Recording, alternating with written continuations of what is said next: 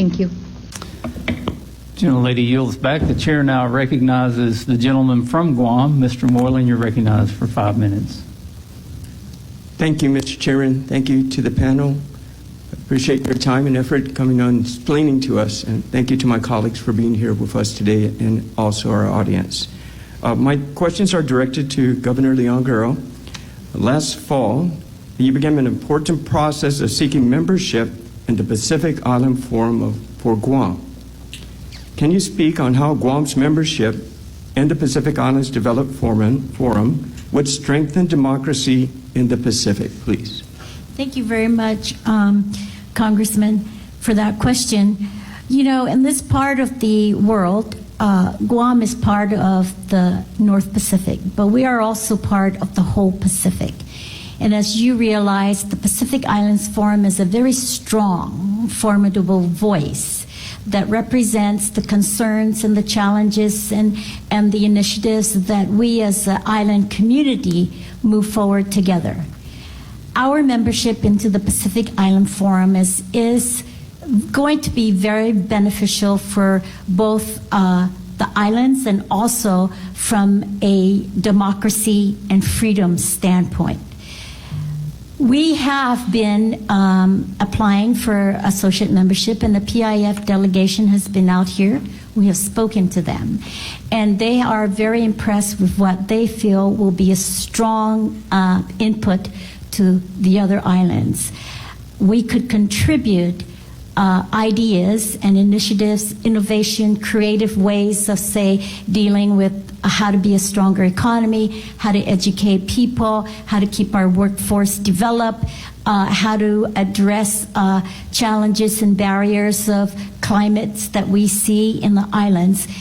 Also, how we can all work together to have digital modernization throughout, because it's very key to communicate. So my passion in being a member of that is to be a member of that, to be part of this whole Pacific Island nations, and to be able to contribute to the betterment of all of our Pacific Island brothers and sisters, and so we can learn from them too what their challenges, so we can again deliberate, discuss, debate ideas in a very official capacity.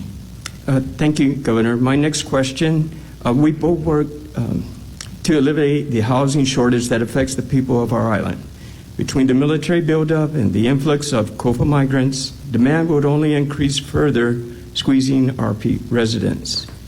For the benefit of the committee, could you share some of the solutions you have been working on to address the housing shortages? Yes, thank you very much. We have been working very closely with, of course, our realtors here in how we can increase inventory of housing, not just ownership housing, but apartment and rentals. We've also been working very closely for the committee's information with HUD, and how HUD can help us with lower cost housing, and how HUD can help us with more tax credits to be able to afford construction, development of housing.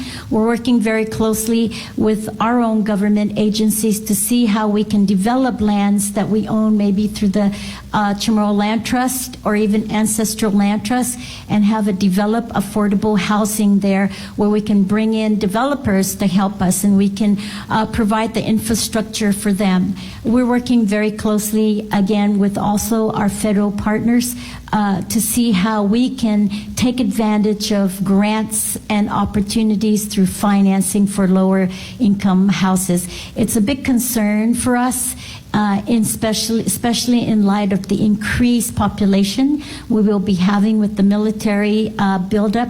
We've also been working with the military to see how they can increase their inventory in their own bases, so that they wouldn't have to take options out in the civilian community, because that does impact the cost of rental and ownership. Construction is another high cost of labor and homes. So we're working again to see how we can bring in more workers to help us with our construction opportunities. Supplies and chain supply is another big cost also. Thank you, Governor. Just a about a minute left. Just a final question. Can you speak on how the University of Guam can serve as a vehicle to further U.S. soft and hard power goals in the Pacific, please? Yes, the University of Guam is our preeminent high learning institution here in Guam. And since its inception, there has been numerous graduates that they have graduated that went into leadership opportunities like elected officials, business entrepreneurs, and so forth. And the UOG has been very influential in providing that education opportunity throughout the regions also, as many of our COFA citizens have come to Guam for higher education. And so training, I think, is a very key thing in terms of when we look at soft power.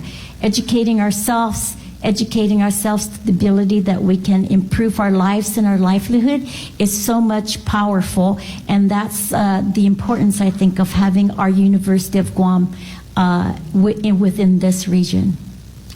Thank you very much. Thank you, Mr. Chairman. I yield back. Gentlemen's time's expired. The chair now recognizes the gentlelady from Wyoming, who is also the subcommittee chair on Indian and Insular Affairs. Ms. Hageman, you're recognized for 5 minutes. Thank you. And I am very honored to serve as the chairman of the Subcommittee on Indian and Insular Affairs. And I want everyone to understand that this isn't the only hearing that we have held on the particular issues that we've been addressing today. The issues that we have discussed, the relationship with our territories as well as the other islands in the entire region, has been at the forefront of our interest throughout the last 8 months as we have been in Congress.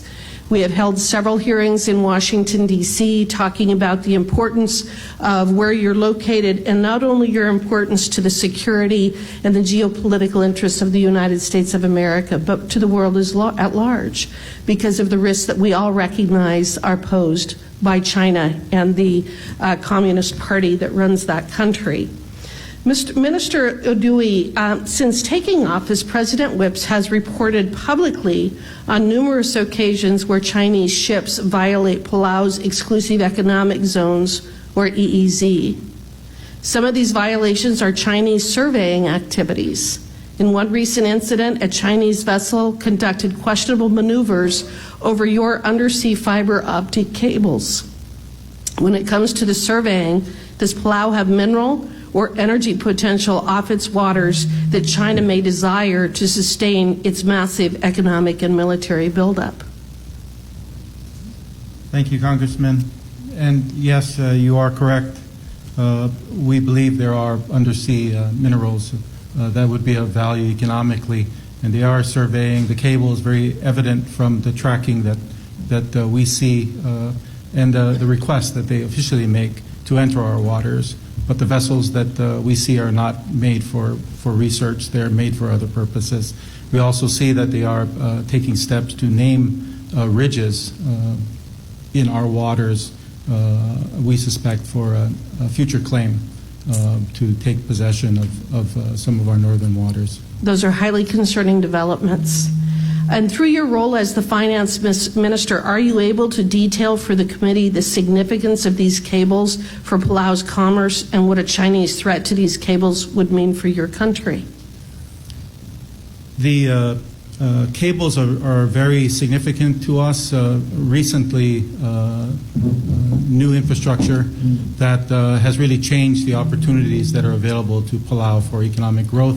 We have sought to take advantage of these opportunities and looking at more opportunities in e-commerce, digital government, and other new industries.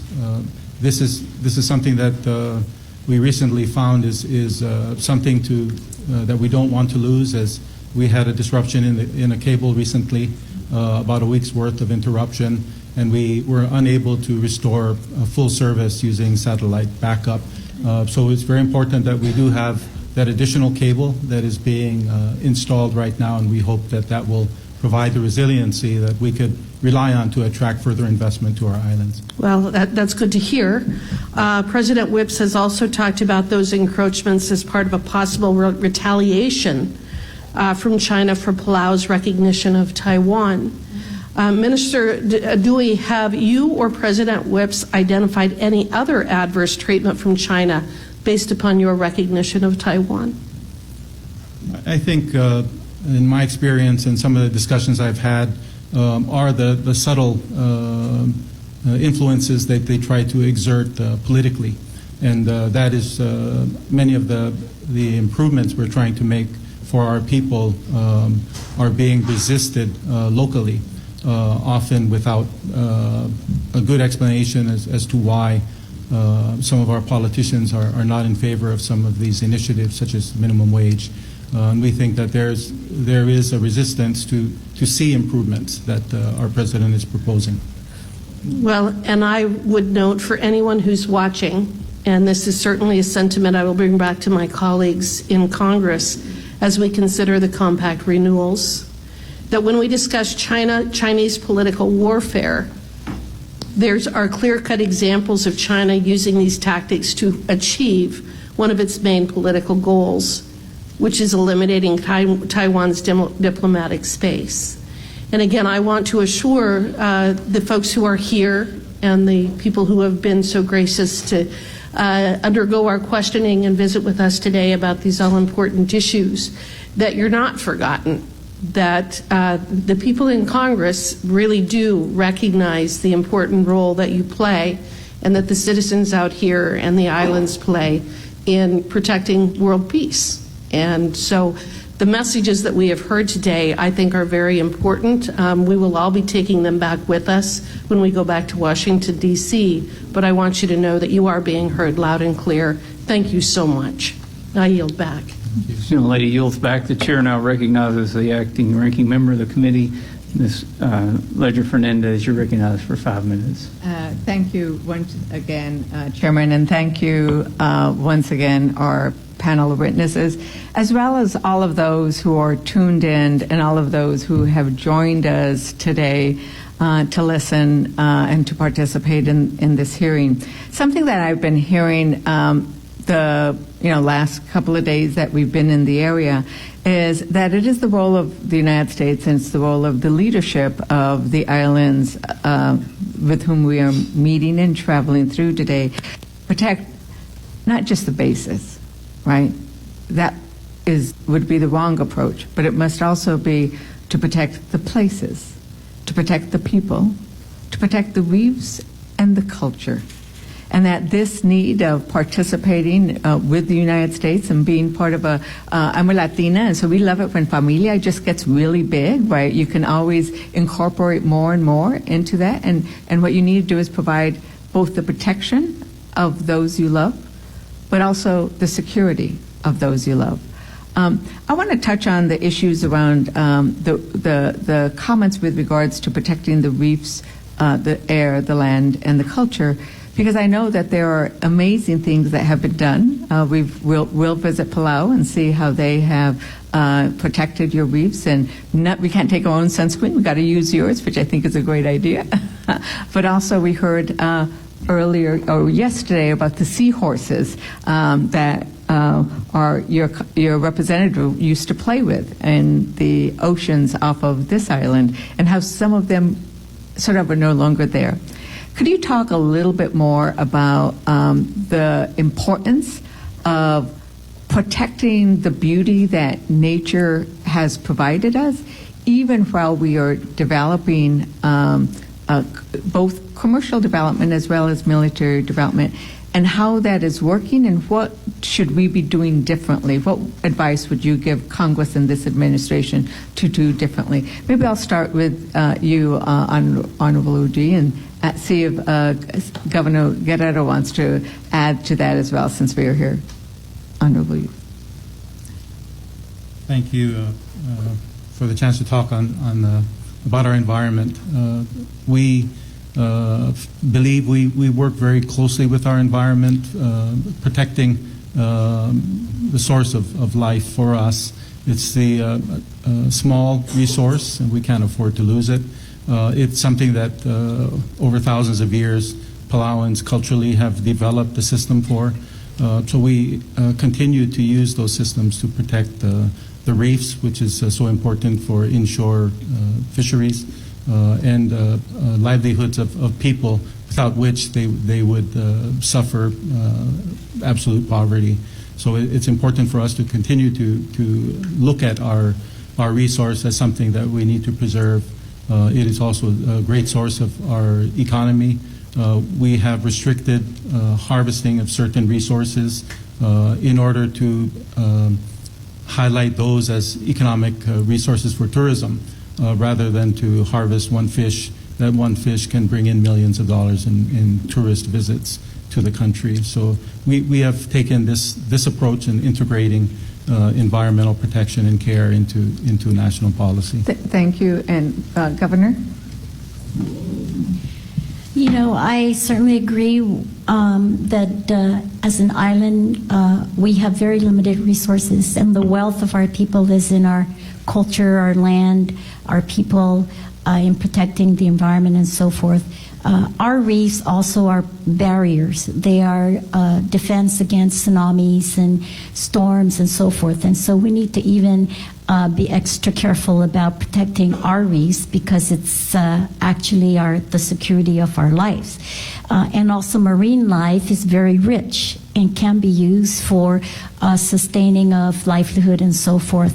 It's very crucial. I think your policies with, for example, the NEPA regulations have been so very influential, I think, in adhering and having federal projects and the military adhere to those regulations.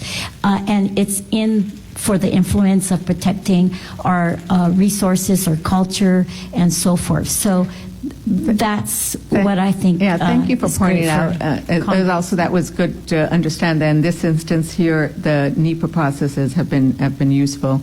As I close, I just do want to recognize, and we heard testimony with regards to the impact from nuclear testing.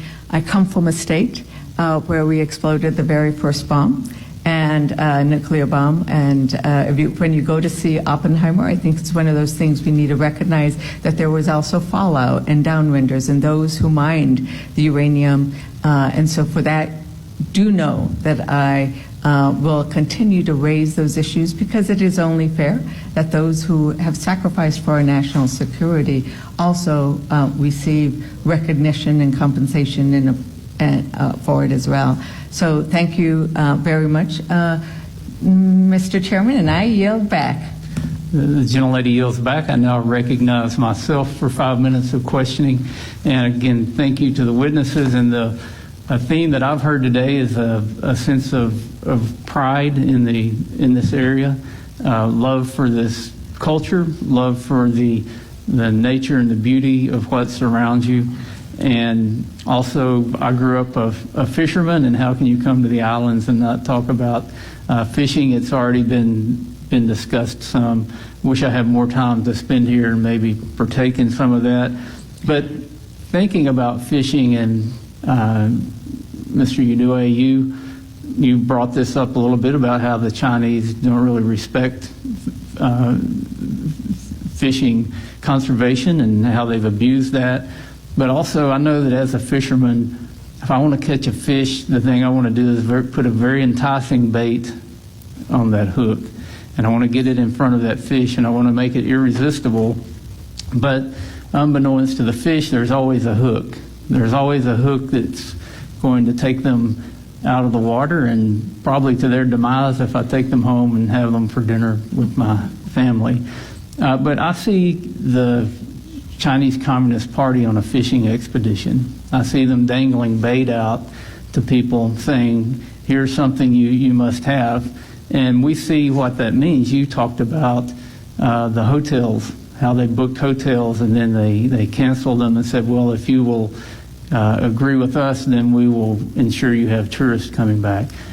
These economic incentives that they provide through their Belt and Road Initiative often seem very appealing, but there's always a hook.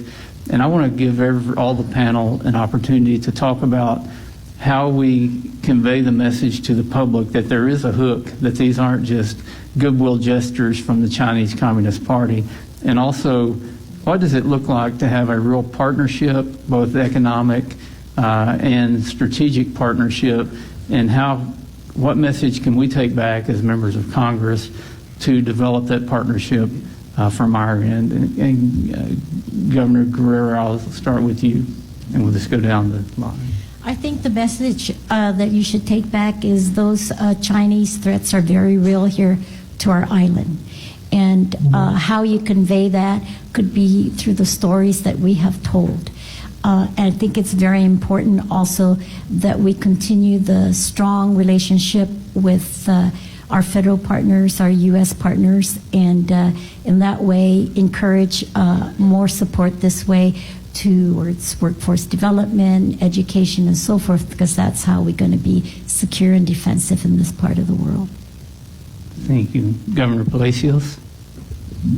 Thank you, Mr. Chairman. Mr. Chairman, we see it on a daily basis. We see those hooks and those baits being dangled every day. As I've stated, a lot of our economies are driven by Chinese investments. How do we address that? I think the federal agencies need to become more involved, not just in regulations, but become more involved in the development, the economic developments of our island countries, not just in Guam, not just in the Northern Marianas and Micronesia, but across the Pacific. Many times we have policies that were put on us, but no guidance. We really need to ask our federal agencies to provide those guidance and the overarching policies of our federal government, including those policies that were set into statute by Congress. Thank you. Thank you. Mr. Udue. Thank you, Chairman Westerman, and I want to thank many of your members of your committee for all the support that you've provided us in the process of negotiations, part of it resulting in the appointment of Ambassador Yun. I appreciate that support that helped move our negotiations along. Regarding the fishing analogy and the hook, I think our challenge is getting our people to realize that we need to look for long-term sustainability rather than short-term gains, and this is something that I think during our negotiations we were the U.S. was very receptive to, and the agreement reflects that. I think what has helped us is having that relationship with the United States and having standards that determine how we review decisions.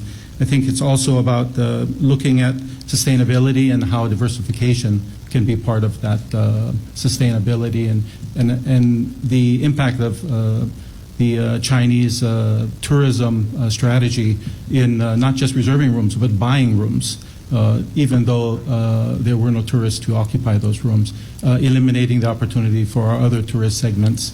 And we learned diversification is so important to tourism during the economic financial crisis and SARS fears in the region before. We worked very hard to structure our tourism so that it is diversified with many different countries, visitors. And in the course of 2 years, the Chinese were able to push back on that strategy and weaken us further, making it harder for us to recover post-pandemic.